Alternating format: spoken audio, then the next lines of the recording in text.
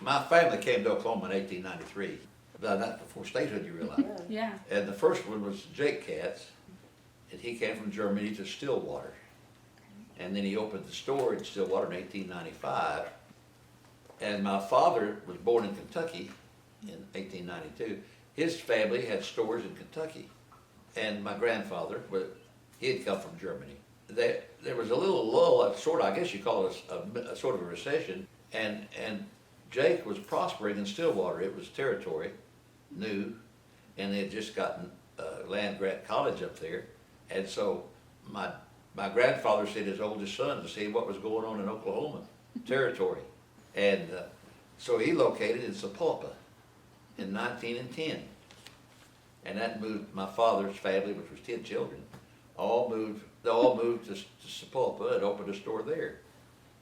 And so my dad grew up actually he was a teenager, but he grew up in that store in Sapulpa.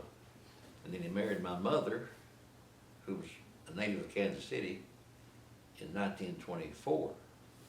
And of course, he ran the shoe store in that one, but he needed more. He was going to raise a family.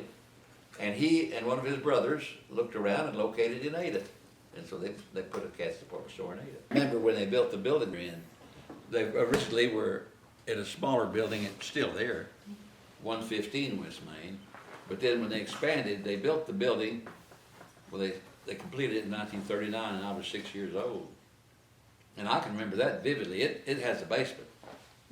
And it's, I can remember they dug the basement with a mule pulling slips, pulling to get the soil. And this was during the Depression. And in the alley, the building contractor had a whole rack of shovels. And I'm telling you, people would come in off the railroad. They were, just hobos, the people looking for work. And if they came down that alley and picked up a shovel, he marked their time. And they worked that shovel as long as they wanted to and hung it up and he paid them.